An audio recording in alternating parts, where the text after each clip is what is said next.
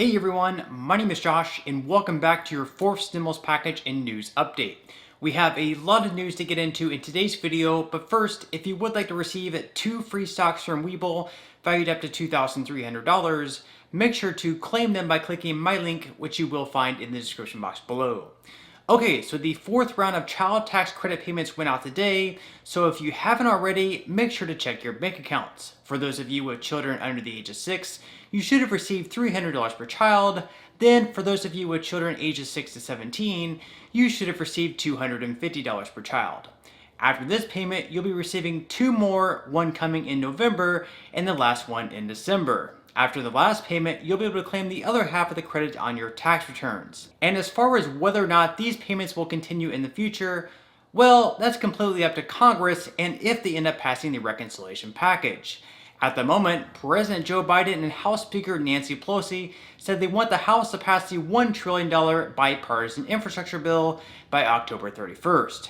Being that they don't yet have the votes to pass it in the House, due to progressive Democrats saying they first need an agreement on reconciliation, it's difficult seeing them holding a vote by that date. Instead, it's more likely they end up holding the vote at some point either in November or December at earliest. This week, the 2 moderate Democrats in the Senate, Joe Manchin and Kyrsten Sinema, made clear some of the key disagreements they have in reconciliation. First off, Kyrsten Sinema said that she would be hesitant to endorse a final deal on reconciliation until the House first passes the bipartisan infrastructure bill. Sinema said that there had been a breach in trust following Nancy Pelosi's decision to not vote on the bill earlier this month. Being that Pelosi promised moderate Democrats in the House that there would be a vote last month, then reversed her decision multiple times, that didn't make Sinema all that happy. Other than that, even though Joe Biden has endorsed a $2.2 trillion top-line number on reconciliation, neither Manchin nor Sinema have agreed. First, they need to see the overall package and what's being spent with that money. And of course, progressive Democrats say that $2.2 trillion would be way too small of a number, even if they are able to get all of their priorities in there. Manchin and Sinema have both said that they believe Democrats should drop some programs offered in reconciliation in order to cut the cost, which is another key difference they have with progressives. Most progressive Democrats say if they need to cut the overall cost, they should at least keep all the programs in the package, and instead cut the number of years that they're funded for. Now, one of the programs that Joe Manchin would like to cut the most is the expansion of Medicare, which would include dental, vision, and hearing coverage. This is bad news for the progressive Democrats, led by Bernie Sanders, who say that this would be a red line. Giving up the expansion of Medicare to include these things is not something they would be willing to do. Other than opposing Medicare expansion, Senator Manchin said he also opposed the new paid family and medical leave provision that progressive Democrats are seeking. Furthermore, he also has expressed his concerns over free community college and has said that any of these new benefits in the package should definitely be means tested. By means tested, Manchin means that the new program should be limited to only lower income groups who would have a more difficult time affording them. Instead of giving free community college to those earning $100,000 per year, for example, Manchin believes that it should only be offered to those earning less than $30,000. This is just an example, of course, as Manchin hasn't stated any income levels for those who would be eligible for the new benefits. Finally, the biggest sticking point the 2 moderate Democratic senators have with reconciliation is the fact that progressive Democrats want to include a ton of aggressive measures that deal with climate change. One of the biggest measures that progressives want to include in the package is to slash greenhouse gas emissions by 2030 in a substantial way.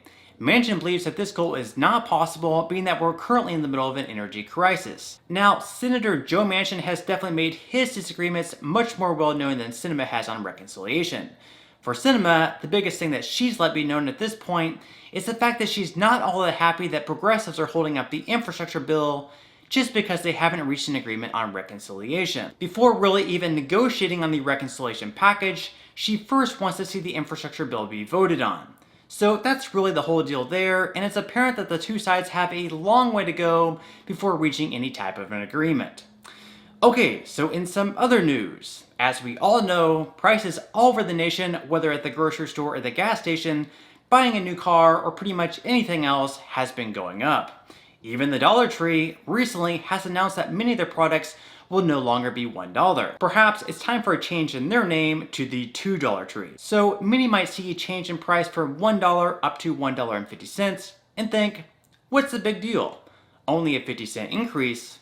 Well, the point is, unfortunately, people and families living paycheck to paycheck may not have the extra money to spend. For them, every penny saved really adds up. Last true dollar stores, Dollar Tree, is about to give in to inflation and rising shipping costs, and many longtime shoppers are not happy about it.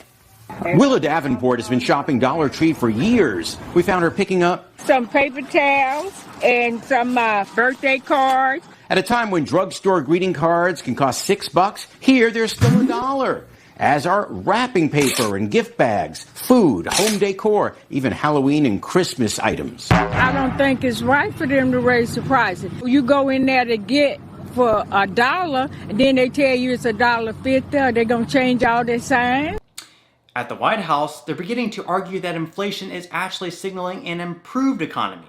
That's certainly an interesting take. Go ahead. Thank you, Jen. White House Chief Staff Ron Klain retweeted a message yesterday, not once but twice, that inflation and supply chain issues are high-class issues. But some of the sharpest price increases over the last month included products that every American buys: beef products, chicken, eggs, regular unleaded gasoline, laundry equipment, furniture, clothing, the list goes on. Why would Ron Klain tweet that, and would you agree that that's a little bit tone deaf? Do you think 2 tweets means more?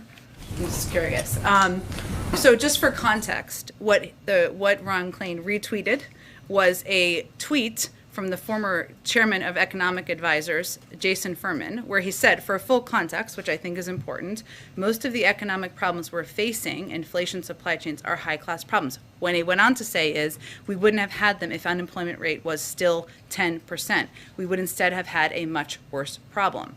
So I think the point here is, well, there are some critics who are saying, what some of these critics are saying is, we don't know if they're saying that what they thought was great was when the unemployment rate was double what it is today, or when people were locked in their homes and therefore gas prices were lower. We're at this point because the unemployment rate has come down and been cut in half, because people are buying more goods, because people are traveling, and because demand is up, and because the economy is turning back on. So Jason Furman, of course, is more than capable of speaking or tweeting for himself, obviously, and providing any additional context. But what the point is here is that we are at this point because we've made progress in the economy. And what would be worse, in our view, is if the unemployment rate was at 10%, people were out of work, hundreds of thousands of people were still dying of COVID, and people weren't able to lose their homes. So that's the full context.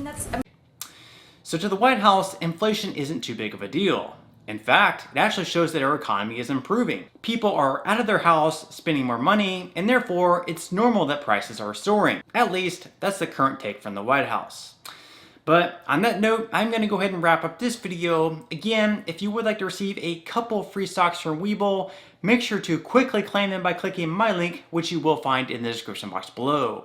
To receive the first stock, you will need to fully open an account. Then, to receive the second free stock, which will be valued up to $2,000, you'll need to make a qualifying deposit of at least $5. And even if you aren't all that interested in investing or continue to invest at this point in time, you can always sell the free stocks that you receive and transfer that money, however much they're worth, right back to your bank account. So free stocks or free money is completely up to you. So once again, I hope everyone has a great and safe rest of their day, and I'll see you, as always, in the next video.